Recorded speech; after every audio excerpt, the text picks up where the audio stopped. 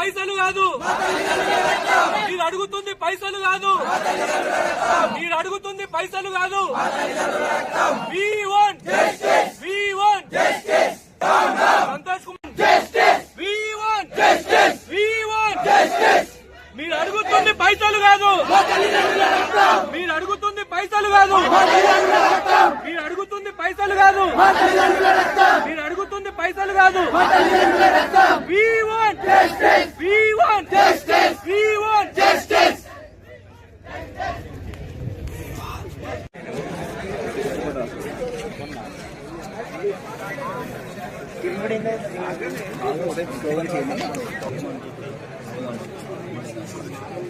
ఇప్పుడు 5,000 రూపాయలు ఎందుకు తీసుకుంటున్నాను? నేను అట్లా మాట్లాడే రకాన్ని కాదు సార్. లోపలికి వస్తే ఏమైతుందో మీకు తెలుసు.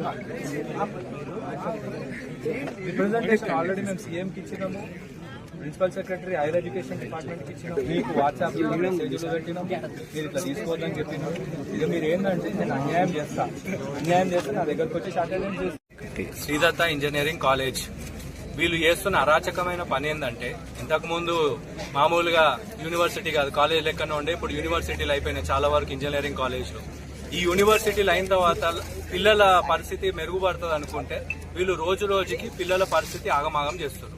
ఈ రోజు ఈ ప్రొటెస్ట్ కి కారణం ఏంది అని అంటే, నారాయణ చైతన్య కాలేజ్ ఎట్లనైతే బుక్కులు అమ్ముతారో అదే విధంగా ఇంజనీరింగ్ కాలేజ్ వాడు కూడా బుక్కులు అమ్ముడు మొదలుపెట్టింది. ఈ బుక్కులకు 5,000 రూపాయలు కట్టాలి అని స్టూడెంట్స్ ని డిమాండ్ చేస్తారు. చాలా మంది ఇంజనీరింగ్ చదువుకుంటారు. ఏ కాలేజ్ లో కూడా లైబ్రరీ ఫీజు కడతారు, లైబ్రరీలో పోయి బుక్ బారో చేసుకొని చదువుకో అని చెప్తారు, సిలబస్ ఇస్తారు, ఆథర్ పేర్లు చెప్తారు, పోయి చదువుకో అంటారు.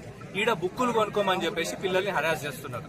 ఇది తప్పు అని అడిగినందుకు రోజు వీళ్ళకి హరాస్మెంట్ అయిపోయింది. నిన్న వీళ్ళ మీద పోలీస్ కేసులు కూడా పెడతా అని చెప్పి బెదిరించారు.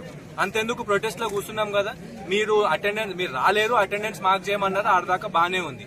దాని నెక్స్ట్ స్టెప్ ఏంటంటే మీ మీద డిసిప్లినరీ యాక్షన్ తీసుకుంటాము, మీకు ఇంటర్నల్స్ లా మేము చూసుకుంటాము అని చెప్పేసి బెదిరిస్తున్నారు పిల్లల్ని.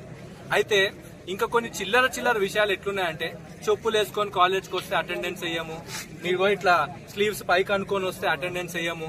ఇంజనీరింగ్ కాలేజ్ లో ఏంది ఇది? మరి పశువుల దొడ్డి కంటే అన్యాయంగా తయారైపోతుంది.